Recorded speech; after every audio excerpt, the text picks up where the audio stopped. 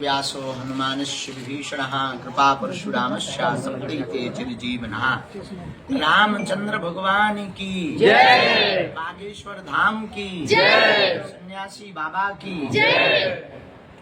आज समस्त पत्रकार बंधु पन्ना जिला के एवं बागेश्वर धाम के सभी यूट्यूबर ब्लॉगर अपनी अपनी चर्चा सोशल मीडिया के माध्यम से जन जन तक पहुंचाने वाले इंस्टाग्रामर जो भी बैठे हैं, आप सबको हम भगवान बागेश्वर बालाजी की सन्निधि में, सन्यासी बाबा की सन्निधि में खूब खूब मंगलाशीष आशीर्वाद दे रहे हैं। आप सबका मंगल हो। आज की यह बैठक 2-3 विषयों को लेकर के रखी गई।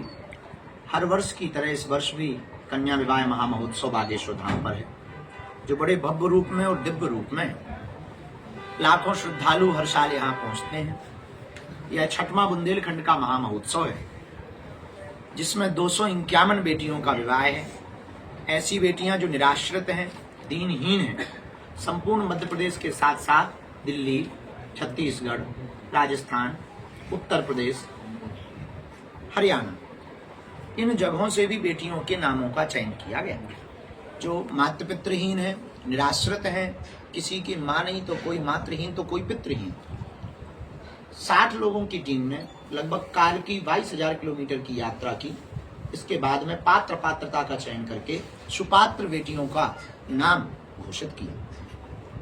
पूरे भारत में बागेश्वर धाम एक ऐसा अनूठा संकल्प लेकर के चल रहा, समाज जनहित का, राष्ट्र हित का, जो अपने आप में गौरव करने वाला है।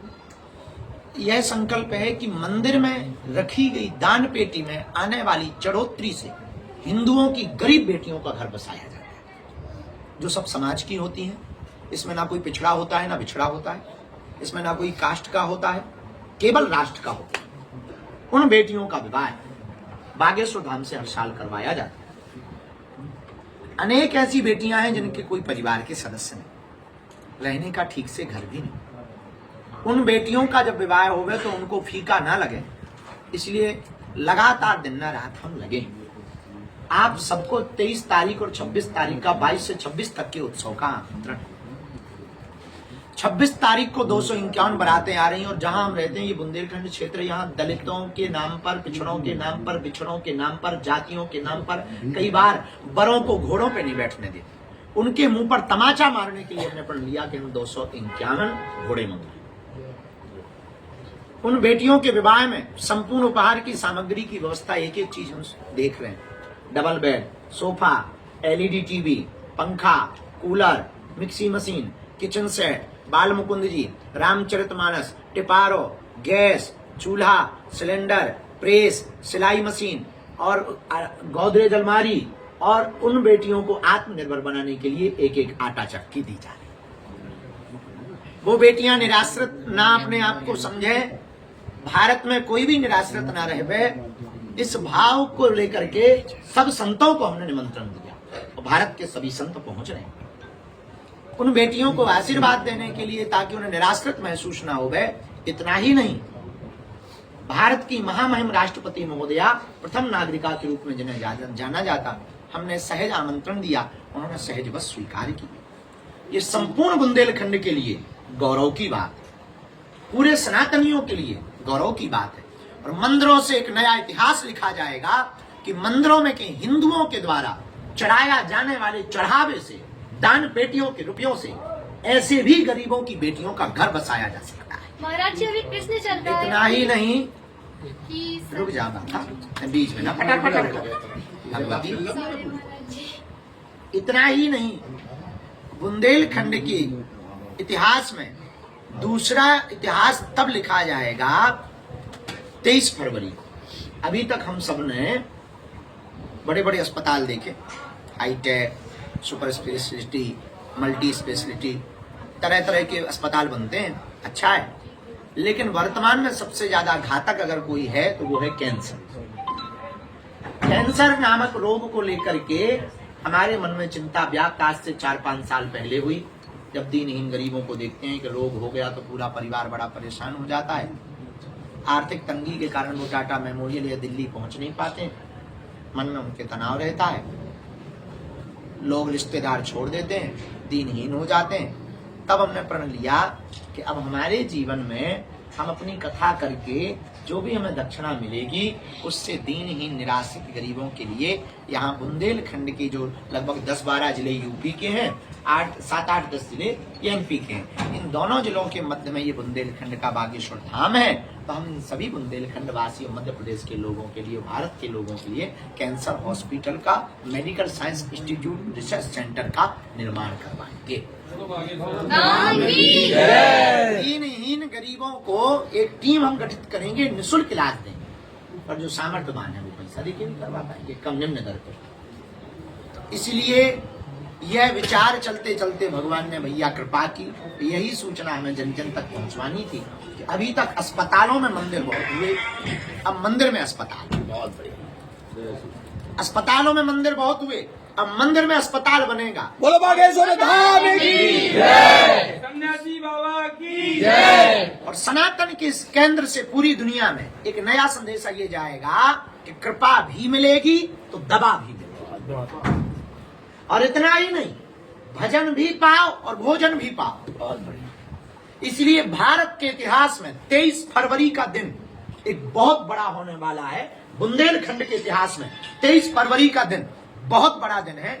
मध्य प्रदेश के इतिहास में 23 फरवरी का दिन बहुत बड़ा दिन है, जब एक नवाचार होगा, एक नई क्रांति होगी कि मंदिरों में आने वाले चढ़ोत्रियों से या मंदिरों में देने वाली दक्षिणा से अस्पताल बना करके पूरे समाज को, राष्ट्र को भी जोड़ा जा। बोलो बागेश्वर धाम की जय। जब इस बात को हमने वर्तमान समय में पूरे विश्व के लोकप्रिय, जन जन के प्रिय, जिन्होंने भारत को यहाँ से चांद तक पहुंचवाने का कार्य किया, साउथ पोल तक में तिरंगा लहरवा दिया चंद्रमा के, वो यशस्वी माननीय प्रधानमंत्री जी जिन्होंने महाकाल कॉरिडोर बनवाया, वो यशस्वी माननीय प्रधानमंत्री जी जिन्होंने विश्वनाथ जी का कॉरिडोर बनवाया, वो माननीय यशस्वी प्रधानमंत्री जी जिन्होंने 500 साल की हम सब की लड़ाई में जो लड़ते रहे, उन राम भक्तों को उपहार के रूप में रामलला का भव्य मंदिर बनवाया और उनकी उन्होंने प्राण प्रतिष्ठा की। जब हमने सहजवश उनको निमंत्रण दिया तो उन्होंने सहजता से स्वीकार किया, और 23 फरवरी को पूरे विश्व के लोकप्रिय, यशस्वी और भारत के यशस्वी माननीय प्रधानमंत्री जी बागेश्वर धाम पर आ रहे हैं। शिलान्यास और भूमि पूजन करेंगे, दोपहर के समय रहेंगे, एक सवा घंटे का पूरा कार्यक्रम रहेगा। हमने आप सबको निमंत्रण देने के लिए बुलाया है। हमारा निमंत्रण जन जन तक पहुंचाओ, क्योंकि 23 फरवरी बुंदेलखंड के इतिहास के लिए सबसे बड़ा दिन है। 23 फरवरी बागेश्वर धाम के लिए और हम सब परिवार के लिए सबसे बड़ा दिन है। 23 फरवरी मध्य प्रदेश के लिए सबसे बड़ा दिन है कि जब देश के प्रधानमंत्री जी मंदिर में कैंसर हॉस्पिटल का शिलान्यास करेंगे। तो आप सबको बोली बागेश्वर सरकार की ये पूरा कार्यक्रम है। 19 तारीख से ये कार्यक्रम शुरू होगा। 24 तारीख को द ग्रेट खली की यहाँ पे फाइट भी है, वो भी देख भी आई हो। काउआ खुजली हो तो लड़वे भी आ सकते हमसे नहीं, वहाँ ग्रेट खली। अब जो है इस कार्यक्रम से संबंधित ही केवल प्रश्न है। गुरुदेव, जैसे कि कैंसर हॉस्पिटल पूरे इंडिया के अंदर काफी सारे खुले हुए हैं, तो क्या आपके यहाँ पे कृपा भी और दवा भी, दुआ भी, जैसा आपने बताया, तो उसके अंतर्गत क्या कैंसर हॉस्पिटल एक ऐसी मिसाल कायम करेगा कि कैंसर जो अभी कहते हैं कि इलाज नहीं है, तो 100% इलाज होने की संभावना के लिए आप क्या कहते हैं? हमने इसकी medical science institute research centre खोलने का विजन बनाया है। मैं इसको मेडिकल कॉलेज तक हमें ले जाना है, जो पूरे बुंदेलखंड और मध्य प्रदेश के लिए वरदान साबित है। और 23 फरवरी तो सौगात सबसे बड़ी मिलने ही वाली है। और इसके साथ में आयुर्वेद से लोगों को प्रोत्साहित करना, आयुर्वेद के साथ साथ में जो रिसर्च की जा रही है, नए नए तरीके के कैंसर होते हैं, अलग अलग तरीके की बीमारियां होती हैं, उनको कैसे पकड़ा जाए, सूक्ष्म बीमारियों को कैसे पकड़ा जाए। कैंसर की सबसे बड़ी खासियत है लुका छिपी वाली, वो ये है कि वो बहुत बाद में पता लगता है, तब तक देर हो जाती है। हम ऐसा चाहते हैं कि ऐसी डिटेक्टर मशीन बनवाएं, ऐसी डिटेक्ट करने वाली मशीन हो जो आपको पहले ही आभास करे। तो इस पर हम अभी काम कर रहे हैं। अभी पहले प्रारंभ हो गए। 23 फरवरी को माननीय प्रधानमंत्री जी पहुंच रहे हैं। हम सब बुंदेलखंड वाले उनको धन्यवाद देने पहले पहुंचे, और इसके बाद जब काम प्रारंभ होगा और उसका उद्घाटन होगा, इस पे काम शुरू करेंगे। कितनी समयावधि के अंदर हॉस्पिटल बनके कंप्लीट हो हम जाएगा? 2.5 से 3 वर्ष के अंतर्गत हमारा लक्ष्य है, अगर जीवित रहे कुछ हो गया तब तो भगवान जाने। अरे नहीं, हमारी लंबी आयु होगी। आओ माता बहुत पूरी आयु नहीं हमें चाहिए। ऐसा ना बोला करो आप, बुरा लगता है। गुरु जी, एजुकेशन को लेकर भी बुंदेलखंड में बहुत पिछड़ा है। एजुकेशन को लेकर भी क्या कोई रोड मैप है आपके पास? अभी वर्तमान में तो गुरुकुलम की पद्धति का रोड मैप हमारे पास में है और हम सरकार नहीं है, ये हम सबको खुद को कार्य करना पड़ेगा। इस देश में सरकार के भरोसे जो भी लोग रहते हैं हम उनके बिल्कुल भी पक्षधर नहीं है। सरकार के भरोसे हमें नहीं रहना है, हमें खुद के भरोसे है। महाराज जी, कितनी जो एकड़ की भूमि health में ये structure- बनाया जा रहा है और इसके फंड का क्या? कैंसर हॉस्पिटल का पूरा निर्माण, जो मेडिकल कॉलेज का पूरा निर्माण है, उसके लिए लाइन ऑर्डर के अंतर्गत 25 एकड़ की भूमि की आवश्यकता है। तो 25 एकड़ की भूमि हमने उसको हमारी जनसेवा समिति ने, बागेश्वर जनसेवा समिति ने क्रय की है, भूस्वामियों से क्रय की है, उसको खरीद लिया गया है।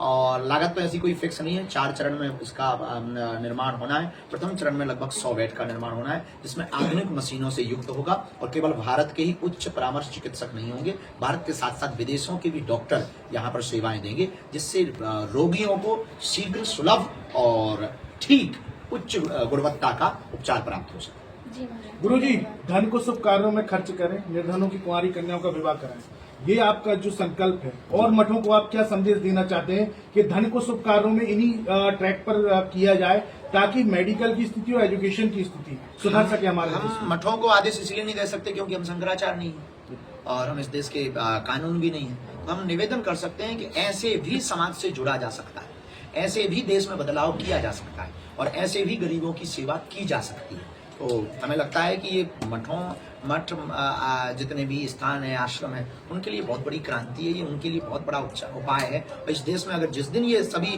मंदिरों के द्वारा ऐसे कार्य प्रारंभ होंगे, पहले तो सरकार मंदिरों को सरकारी अधिग्रहण से मुक्त करे, ये बहुत फिर उसका पैसा खर्च हिंदुओं के दीनहीन हिंदुओं पर, तो देश का भला है। गुरुजी, जैसे 201 कन्याओं की जो आप विवाह करने जा रहे हैं, तो क्या कुछ भविष्य में इसकी संख्या और बढ़ाने की योजना?